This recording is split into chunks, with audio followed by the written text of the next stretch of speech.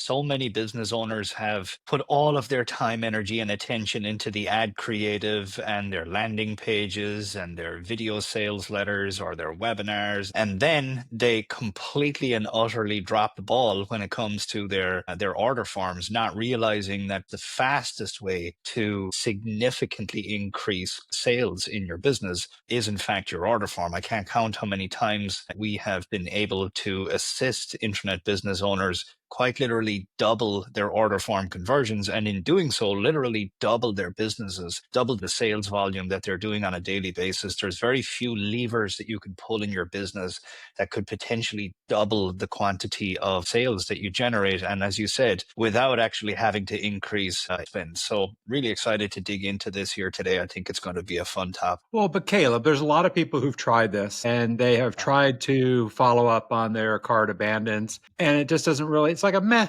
I've been Uh-huh. there, tried that, and it really didn't work for me. What do you have to say for those that have tried to implement a cart abandonment campaign or sequence or some sort of thing, and it just hasn't worked? Well, they haven't done it our way, Rob. Yeah, they haven't done it our way. So a really good place to start here is there's quick fixes and there's long-term solutions. And the quick fixes can be enough, by the way, to blow your cart conversion rates out of the water. But it all starts with an understanding of why do people land on an order form and not buy?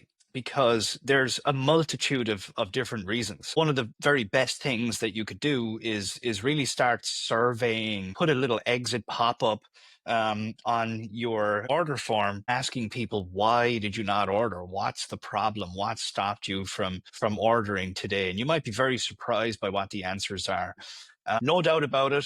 The vast majority of people who land on your order form and don't buy, life just gets in the way. The phone rings, the wife or the husband, has an issue. The boss walks into the room, the cat knocks a glass off the table, just the doorbell rings, just a multitude of reasons why life gets in the way. And people who are in the act of ordering get distracted, and then they just don't get back around to it. That's a massive, massive reason why people don't order when they land on an order form. But there's a whole bunch of other reasons why, and these other reasons can be pretty impactful. Tech issues are huge. A lot of people are landing on your order form from iPhone device from 6 years ago that just doesn't connect properly with the tech that you're using. Your browser might not connect properly with the tech that's being used on the order form. Tech problems are huge. Fields not working, buttons not working.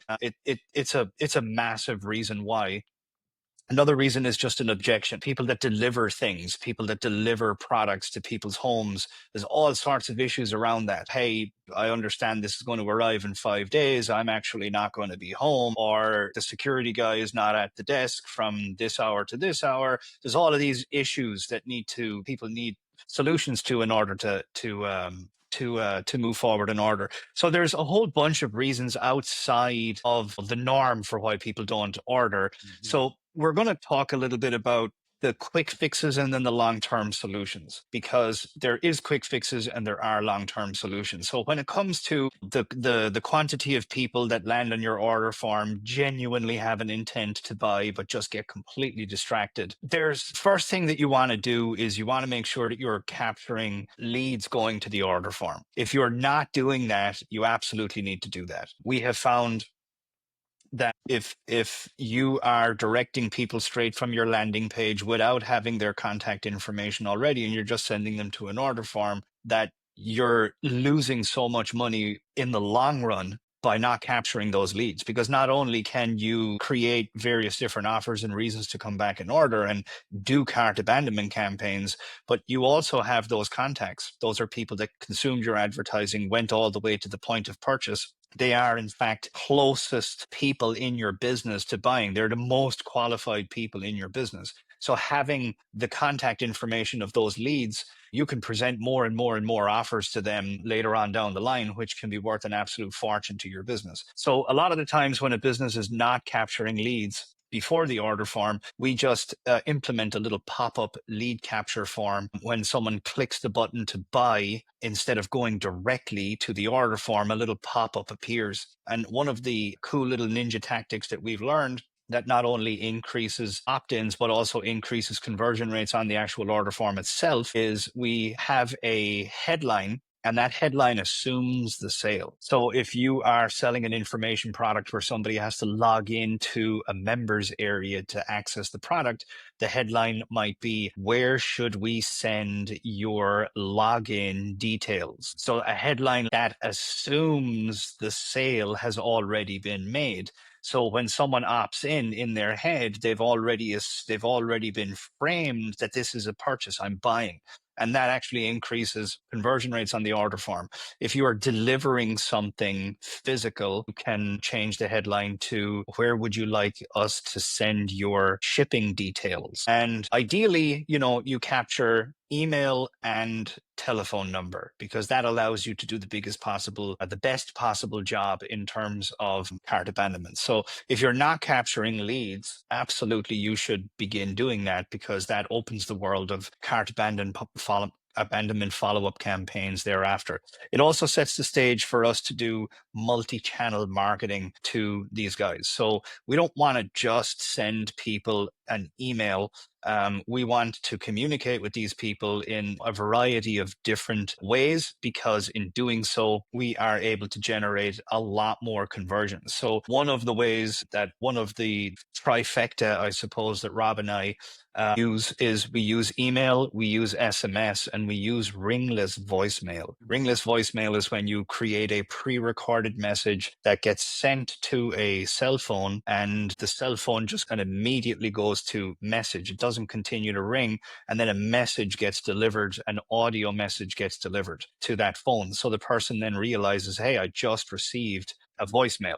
So we use email, we use SMS, and we use ringless voicemail to communicate with people. So the primary strategy that we use to target those who intended to buy but got distracted is we create a 24-hour multi-channel marketing cart abandonment campaign that is based around a deadline and an incentive. So that incentive it falls into two primary categories. It is either a discount off the product, or it is a more traditional incentive, a bonus, something tangible that you get if you order within a 24-hour period. By giving people a deadline, it forces people into a situation where they have to essentially buy before the deadline or else forever lose out. So there's a lot of scarcity, there's a lot of urgency, there's a lot of FOMO, a special offer at play. Conceptually, we use email, SMS, ringless voicemail. We use a 24-hour deadline campaign, all focused around either a discount on the product that disappears at the end of 24 hours, or else a tangible incentive, a tangible bonus, something extra that people get when they order within a 24-hour period. Rob, do you want to add anything to that? Wow. I mean, it's just so incredible what you've laid out there. I think, the first thing is understanding that as an entrepreneur, that often when you're approaching the sales process, and I've done it many, many times, you have these feelings that maybe the offer is not good enough. Well, maybe people won't like what you're offering, and that's why they're not buying, is because they just don't like it. And then you get it in your head that we got to punch up the order form sales page. We got to make it more salesy. We got to make it really in order to convert better. And really what the challenge is you're using a modern MacBook Pro with a modern Chrome browser, and it works just fine for you. But a customer that's on a 8-year-old PC on Explorer 9 or Edge, and they are not able to get the form to work right. And they want to buy, and they like you, they like your product, they would be your customer, but they're just running into a tech issue, and it's 9 o'clock at night. There's nobody at your customer support, and so they're going to call back in the morning. But they never get around to it. They love you, they would love to buy. They just forget. and recognizing and appreciating that these are people who want your product. And just for whatever reason, there's some sort of little obstacle that's getting in their way. And I think that was just well put. I just put a period on that point. And then the second thing that is massive and important is that most people wait too long after somebody has buying intent to capture the name and email address.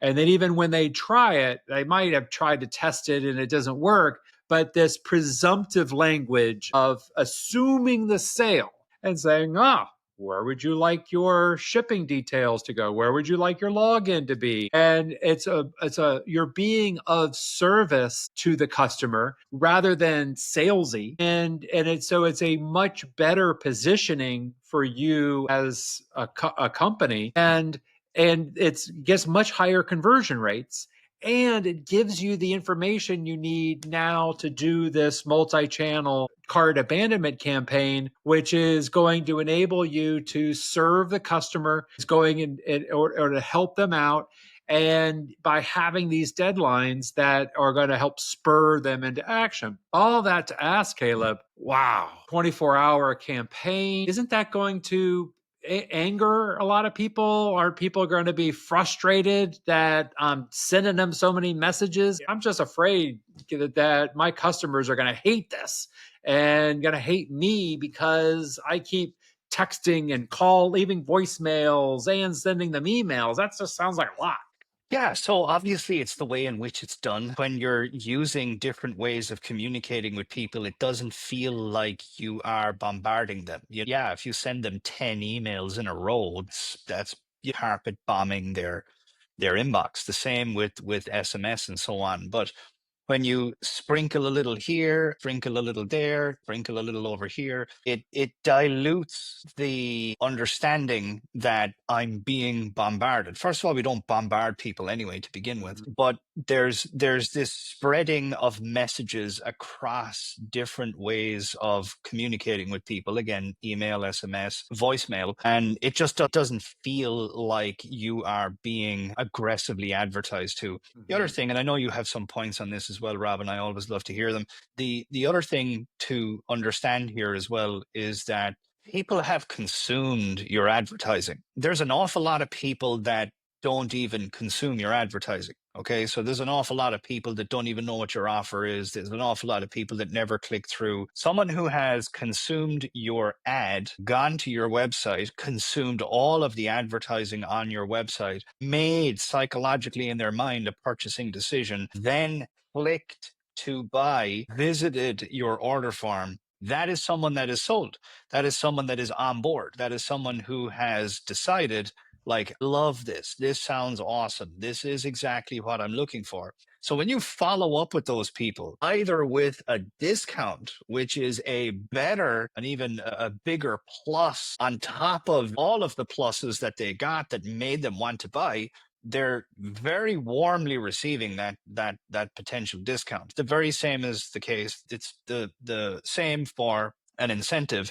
If the person has already bought into this whole thing and now you're offering this extra cherry on top, they're very delighted to be hearing from you about something that they already want to buy. On one hand, it's a case of spreading the campaign out over different modalities, different ways of communicating with people, and it's also offering them something that is already being warmly received, because these are people. This is not some super cold prospect that you're just this, your company is this unknown entity that's bombarding them. This is someone that's already on the hook. This is someone that's already made the psychological decision to actually buy something. So doesn't result in this feeling that, I'm being overly advertised to or aggressively advertised to or bombarded in any particular. Yeah, and as Dan Kennedy would say, is if they're not a buyer and they're complaining, well, then why do you care? They're not a buyer anyway.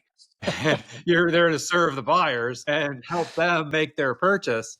Yeah. And what was absolutely amazing to me is how different this is from all the other cart abandonment campaigns that I've seen. Most cart abandonment campaigns that are produced are done by corporate marketers, and there are these graphic messages, and it's simply a series of emails that's really sort of, I noticed you were at the cart, and I noticed you abandoned the cart, and I'd really like for you to come back and consider this a reminder. And then Yeah. at some point in the future, they send another email. They are dang annoying. You're just pestering me. Whereas your messages change very distinctly from each cycle in the campaign. And they're giving this away, but there's 3 different cycles in the campaign over the 24 hours, and each cycle has a theme and a message. And the consistent piece through all 3 is that there's a discount, and you were here and we'd like to help you out, and this is, here's a special offer because of who you are.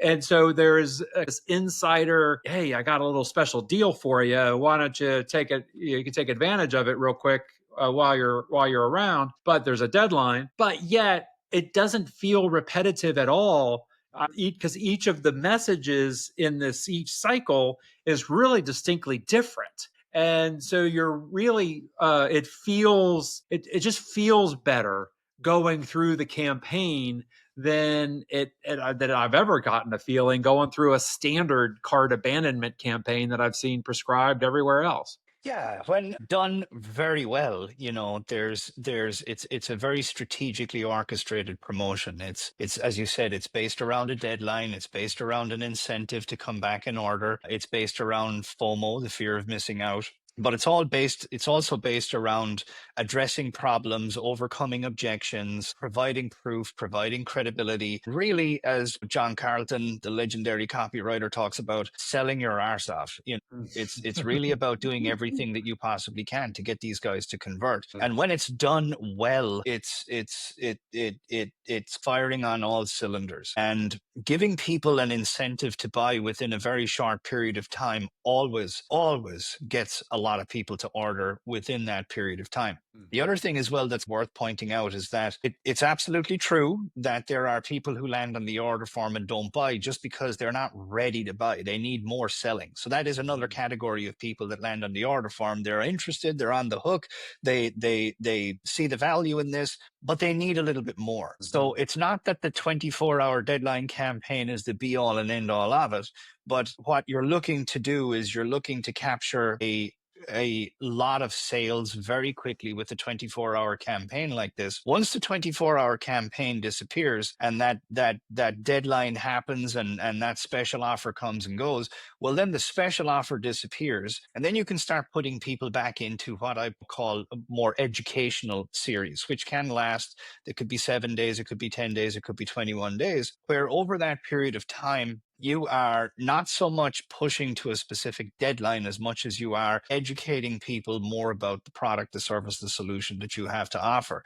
And in that, essentially, that becomes an extended version of your sales message. It becomes an extended pitch for what it is that you're doing. So you provide more benefits. You go into the problem in greater detail. You provide more proof, more credibility. You address more objections. You flesh out the value of the offer in a much greater way. You get third-party validation. You can really do that in a way where, again, it's not about being. So the difference between annoying people and serving people is in how you do it. If you're just pushing people and you're just annoying them, well then yeah, that doesn't go down well. But when you're educating them, when you're assisting them make an intelligent decision, when you're demonstrating that what you have is better than everything else that's out there, people have a problem. People have a desire. People need a solution. People are looking for something. And when you can take that approach that you're the business that's going to provide the necessary education for those people to make the best possible buying decision, they welcome that, with open arms. So it's not that the 24-hour deadline cart abandonment campaign is the be all and end all. But my goodness, if you're not doing any of this and you just get this in place, it will blow up your conversion rates. It could literally be a night and day difference for you in terms of the type of sales that you're getting currently and what you could be getting by just having this in place. It can be massive. So one thing that everybody can implement right now with your existing technology is having an opt-in pop up immediately after somebody adds to cart. And ordinarily, it will go to a full order form or go through that process. Adding a pop up that asks, if you're sending a digital product or you have a membership site of some description, hey, what email, where do you want to send your login details? If you're sending a physical product, where can we send your shipping confirmation? And using that very presumptive language, that on its own can get you a significant improvement in cart conversion. And that can be implemented today, and you can be getting higher conversion right away. Secondly, there is this cart abandonment sequence that by offering a special discount to those who do abandon, you having a 24-hour campaign using multi-channel marketing where you're sending SMS, voicemail, and email synchronized together and choreographed over that 24 hours, dealing with was one of the brilliant pieces of it, because you choreograph between focusing on pain, focusing on benefit, and then focusing on FOMO. And each one of the series are focused on a key point in that sales message,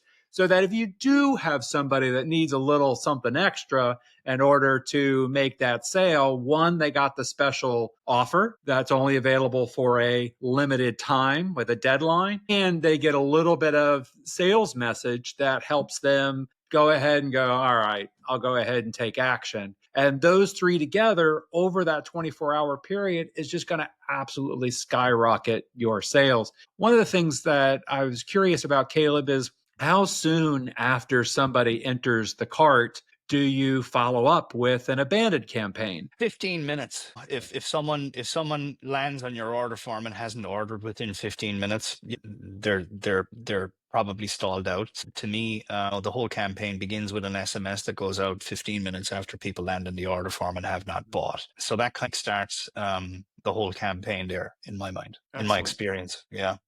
And what do you really feel about those messages? What are you focused on in the first? So you start with an SMS at 15 minutes. How do you close out that hour? When do you send an email or a ringless voicemail? I'm sending an SMS and email. They go together, I suppose, in the first 15 minutes, and really from there, then 60 minutes after people land on the order form, they get a ringless voicemail. Within the first 60 minutes, they get all three. They get an SMS, they get an email, and they get a ringless voicemail. It's spread out. Usually the SMS and the email go together. And then on minute 60, they get a ringless voicemail. So that starts the campaign. One of the things that I just wanted to mention there as well, Rob, before I forget, is just how to do discounts. Because what I have seen is that a lot of businesses do discounts badly, and it impacts them terribly. I remember I always love telling this story. I was in Jerusalem, Old Town Jerusalem, one time, and there's all of these little stalls where they sell souvenirs and things. I was looking at something, and this guy said, "Hey, you like it?" I said, "Yeah, yeah, yeah." He's like, 100 shekels. I was like, "Okay, yeah, yeah, yeah." He's like, "You want to buy it?" I said, "No, no, no, no." And he's like, "All right, okay, 10 shekels." I was like, wow, what a discount. And I never ended up buying from him, because clearly what he had essentially demonstrated to me was that this guy tried to pull the wool over my eyes. He was initially trying to rip me off. And therefore, the way in which he discounted, destroyed all credibility and ultimately murdered the sale. So believe it or not, a lot of business owners do this. So if you discount too much, like a 50% discount is ridiculous. Now I see a lot of information marketers doing that more so than perhaps an e-commerce seller who wouldn't have those types of profit margins. But you've got to understand that your discount can harm the sale if it's too much, because it signifies to the prospect that the actual value, a couple of things. It tells the prospect a couple of things. Number one, it tells the prospect that the price was overinflated. The actual real value of what it is that you have to sell is nowhere near as valuable as what you led the person to believe. So now the credibility in the product is smashed. But it also tells the the prospect that your integrity is very poor because you essentially tried to pull the wool over the person's eyes. You were trying to sting them for a high price when in reality you would take a much lower price. So you need to be careful in terms of what it is that you're selling, that whatever the discount is that you provide, that discount is within context, that discount is something that makes sense for what it is that you are offering, so that you don't trip those wires, so to speak. It's important that you don't do that.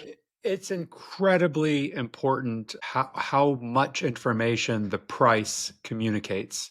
Because what that man did by communicating 100 shekels and then down to 10 shekels is he communicated his perception of the value of that product. Yeah. And so when you create a massive discount, you are communicating your perception of the value of that product. All you got to do is think about, do you feel safer on an airplane if you buy the ticket for $350 or if you buy a ticket for $35?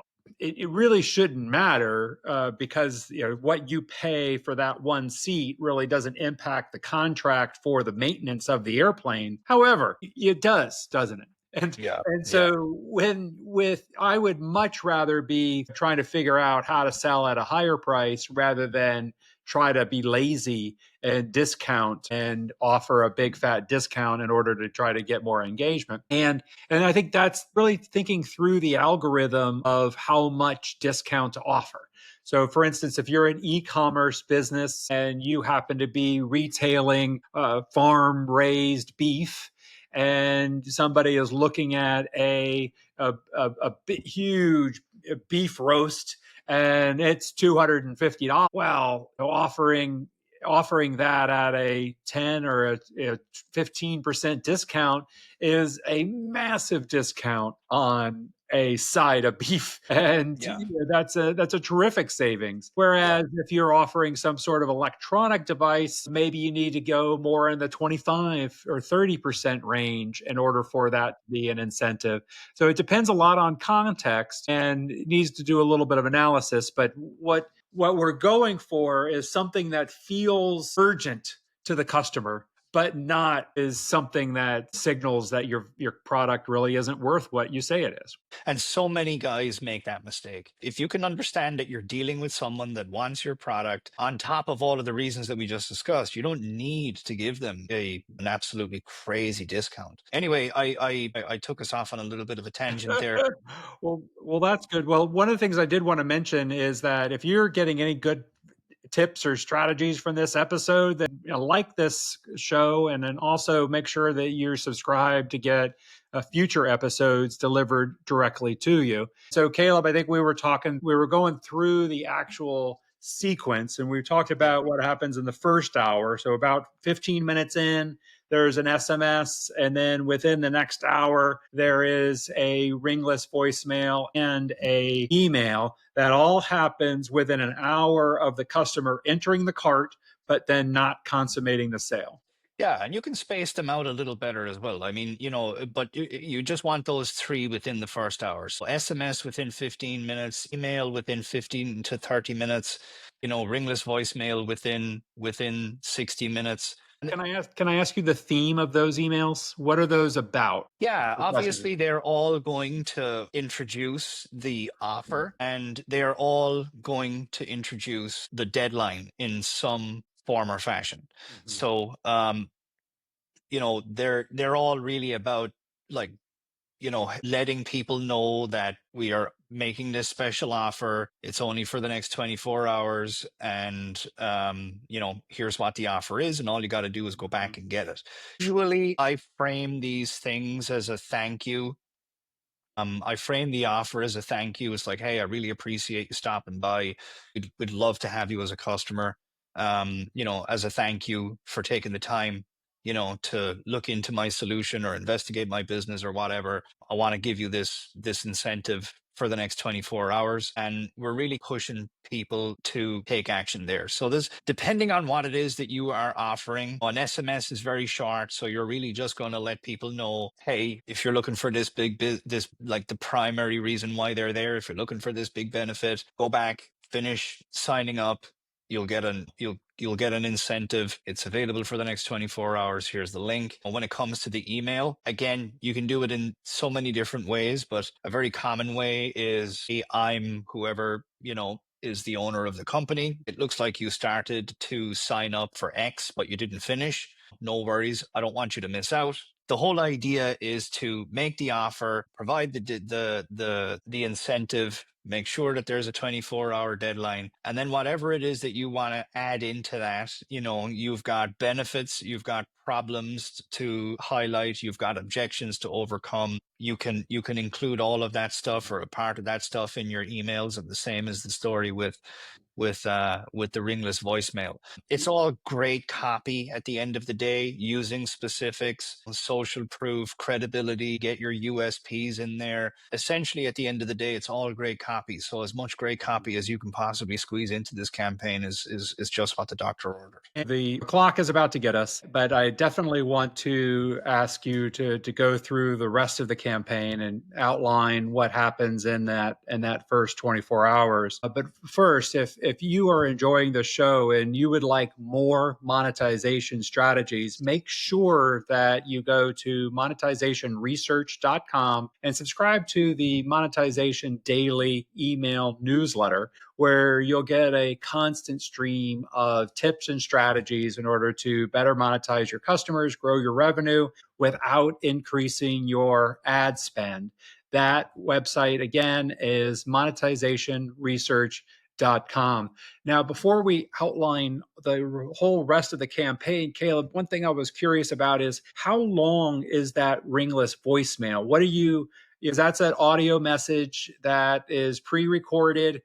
How long are you trying to make those messages usually? Yeah, great question. Usually 30 to 45 seconds max. It's going to be hard to keep people's interest beyond that. So usually 30 seconds, 45 seconds max. Anything longer than that, I think, is getting into uncharted territory. And one of the tricks to leaving a voicemail is saying the words very clearly, because most people are reading their voicemails now more so than listening to them. And by enunciating your words very clearly, you're going to be a much better understood than if you are trying to speak too quickly in order to get a lot of words in there. So we've talked a little bit about the first 24 hours. We have 3 messages. They're introducing the offer, introducing the deadline, and letting them know that, hey, thank you for stopping by. I really hate for you to miss this opportunity to fix this problem that you're facing. Here's a special offer. If you take advantage by this deadline, you can grab that. What are the next couple of steps? How does that look, the rest of the campaign? Yeah. So after 60 minutes have passed, the next communication goes out 4 hours later, which is an SMS again. Again, it reiterates the offer. I always try and get some, element into it, be it a USP, be it some sort of social proof, some sort of credibility element. That goes out 4 hours afterwards. 12 hours later, we send an email, and this is, email then that, in addition to all of the other good stuff that you do, the benefits and the problems and the overcoming the objections and the mentioning of the offers, you start to add a little bit more scarcity and urgency into things. You start talking about there's 12 hours to go. You're letting people know that, like, this is a deadline. This is going to disappear. This is, it will come to an end. And if you don't get in on this, that you will miss out. So, 20 hours later, they get a ringless voicemail. And again, it's the same thing. There is a more structure to this, but I think we could, this would require a much longer episode than, what we have time for here today. So 20 hours in, we got another ringless voicemail. And again, that's pushing, the offer, scarcity, urgency, and as much other stuff as you can cram into a 30 to 45 second little message there. 22 hours in, we send another SMS. This is the 7th broadcast. Now, as Rob pointed out at the beginning of the call there, all of this sounds like it's a lot, but it doesn't feel like it's a lot.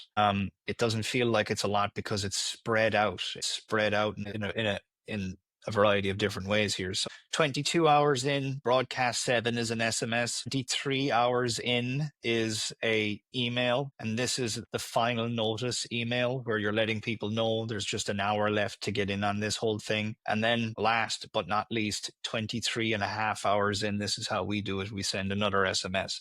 So there's 9 broadcasts over a 24-hour period spread out across SMS, email, ringless voicemail. We're doing a lot of selling throughout this whole thing. It's not just triggers like scarcity, urgency, FOMO. It as we keep saying here, there's a lot of, we're using case studies, we're using testimonials, we're overcoming objections, we're introducing USPs and positioning ourselves as or our solutions as new, unique, exciting, better than everything else that's out there. But if you add something like this into your business, if it's not there currently, you will absolutely see significantly more sales from doing this.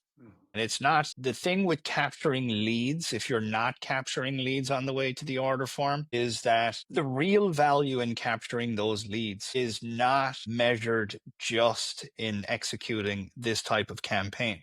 The real value in having those leads is in having the ability to execute many, many, many, many, many offers and promotions and campaigns to those highly qualified prospects over and over and over again over the course of weeks and months to come. It's the long-term value of having those qualified leads in your business is where the real ROI comes from this entire strategy. This is a way that will generate an awful lot of sales from people that would otherwise never come back and buy, from your business. So you will get the same quantity of sales that you are getting anyway, but when you add this in, you'll get the same quantity of sales plus all of the additional sales that this strategy will generate, which it can be massive for you depending on your conversion rates. That's the 24-hour campaign in a nutshell. And as we said there a while ago as well, it can only be the beginning. It can be everything for you. If you're not willing to do the additional steps, believe me, this will generate a lot of extra sales for your business.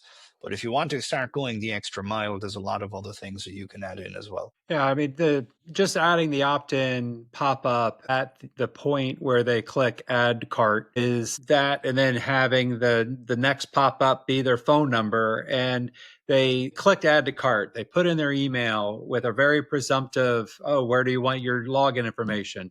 They click, where do you want your shipping details? Put in your phone number, click. That consistency and commitment trigger that keeps them engaged and builds momentum that helps get more conversions on your cart. And that by itself is going to improve your conversions. And now the fact that you have these email addresses and phone numbers is going to enable you to do a 24-hour cart abandonment campaign with a deadline that's going to create FOMO, create urgency, and make more of these customers fun. If they have a challenge, they'll reach out, they'll reply, they'll call, they'll engage. You'll be able to understand way more what's going on with your customers because there's going to be a lot more interaction where they'll reply to your email and go, well, I was going to try to buy, but I couldn't get it to work. And then guess what? Your customer service can ring them up and take their order. And without that engagement, you're just thinking that maybe they didn't want your product after all. Yeah. And so then that 24-hour campaign increases those sales. And then for the next couple of weeks, the ones that haven't converted, you're able to rebuild talk about the problems that they're facing, discuss the symptoms, discuss what's going on in their lives, have these follow-up campaigns that help re-engage them over time so that now that when they're ready and their time is right, maybe they need to talk to their spouse or maybe they need to talk to their business partner. And through all this time, you are still engaged with them so that they're buying from you versus the business partner going, oh yeah, well, I'll check that out. Or what was that you were looking at? Now they can just forward your message because they've got a message in their email today. All that creates a buying condition and it's called monetization. You are spending money on ads. You are generating leads. You are getting traffic to your sales page. All of that is at great expense, never as great an expense as it is right now. Why not monetize all of that better using these strategies? And Caleb, I just appreciate you being willing to lay out your entire process. I know this is something that you have spent a couple of decades perfecting and creating and doing it wrong and seeing what worked. And my goodness, thank you very much for sharing this today. Yeah, absolutely. All those who go and take this and implement it are going to make a lot of money doing it. It's a fun little campaign and it's automated, it's all automated. So you can just add this into your business, set it up one time, and then literally forget all about it. And it's just going to generate more and more and more sales for you. It's And a if you big have any increase. questions, if you have any questions about it, let us know. Hey, also Yeah. let us know what happens. When you implement the order form pop-up that captures email addresses. Let's measure that and see how it improves your conversion rate. Post that in the chat and let us know what that does. And then as you implement the 24 hours, you have any questions, let us know what your questions are about that and be happy to answer them. We read every question and answer all the ones that we can. So thank you. Keep Yeah. them coming. Yeah.